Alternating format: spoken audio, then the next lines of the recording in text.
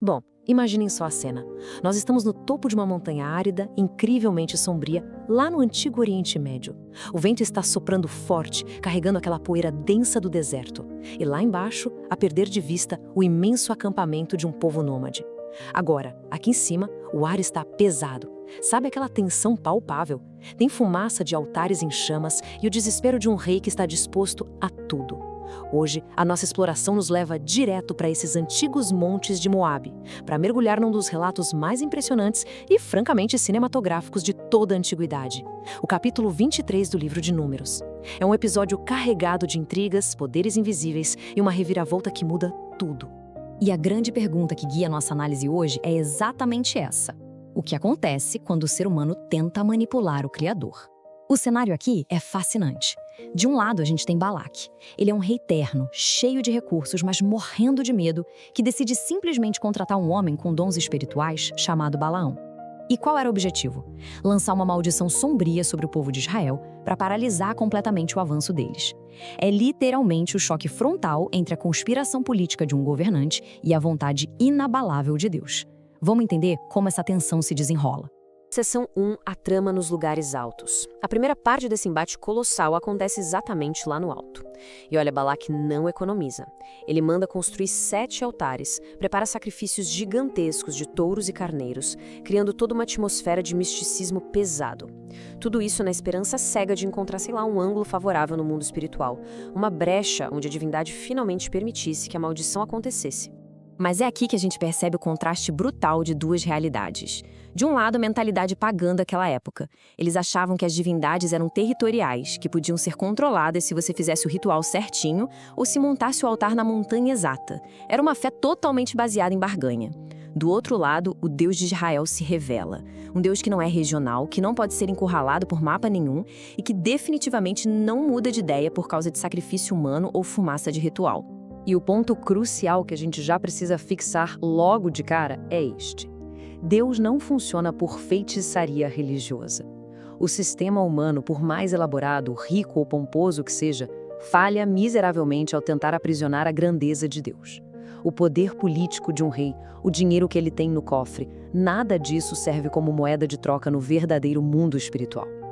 Toda aquela encenação de Balaque esbarra em um muro de concreto.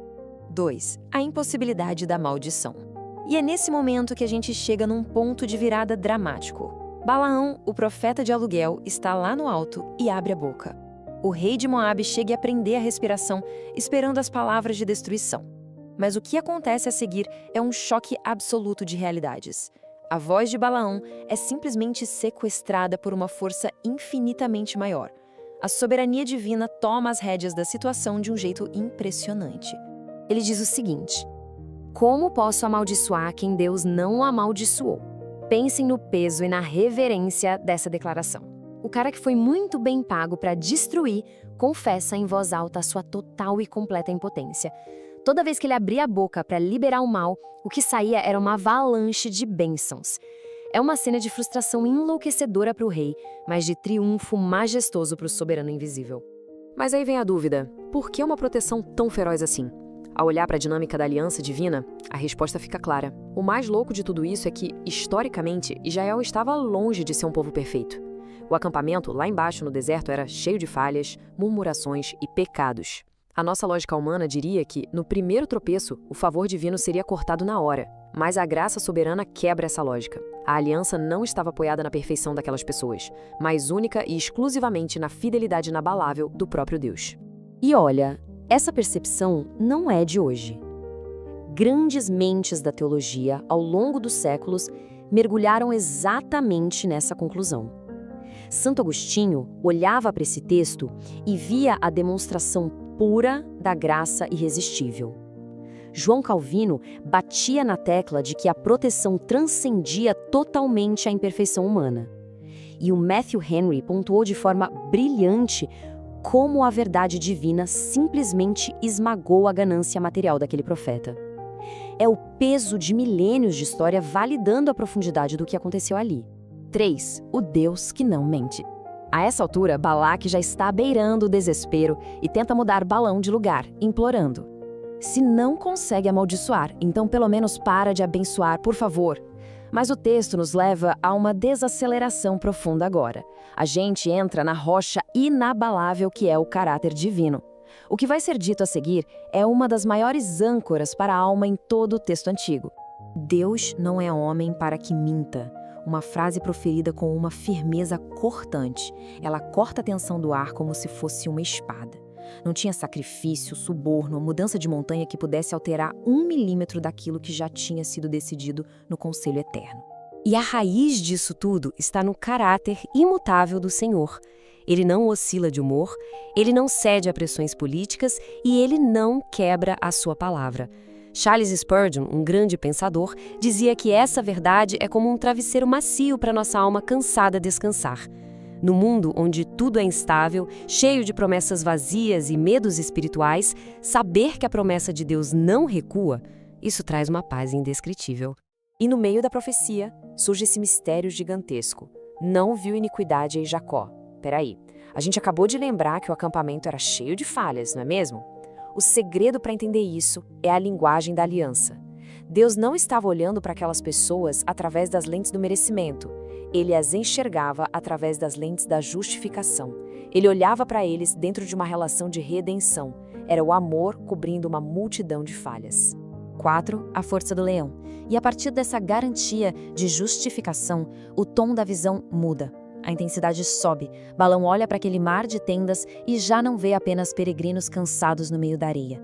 A visão profética transforma tudo numa imagem feroz, majestosa. A imagem de um leão se levantando, que ninguém consegue parar, nem silenciar. Esse leão representa a força, autoridade e domínio concedidos pelo alto. Eles eram indomáveis não porque tinham o melhor exército, mas porque a presença majestosa e invisível do verdadeiro rei habitava no meio do acampamento. E prestem bem atenção, existe um eco imenso aqui.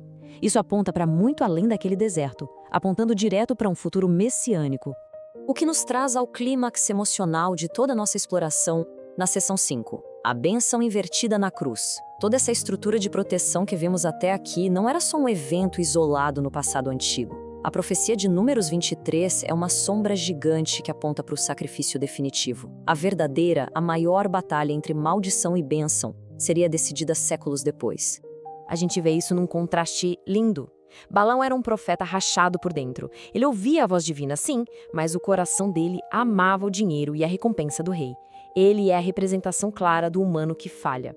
Em oposição total a isso, a gente tem a figura de Cristo. O profeta perfeito, incorruptível, que foi fiel até a última gota de sangue. O verdadeiro leão da tribo de Judá assumindo a frente da batalha. E é por isso que, muito tempo depois, o apóstolo Paulo ecoa exatamente aquele mesmo triunfo das montanhas de Moabe, quando ele escreve: quem intentará acusação contra os eleitos de Deus? É a mesma verdade pulsando. A acusação perdeu toda a autoridade. O mundo pode acusar, as circunstâncias podem pesar, mas a última palavra nunca, jamais pertencerá ao inferno. Porque a magnitude da redenção é essa. Na cruz, a sensação era de que a maldição tinha ganhado. Parecia o fim de tudo, mas na verdade, a maldição caiu voluntariamente sobre o verdadeiro leão, absorvendo toda a iniquidade do mundo.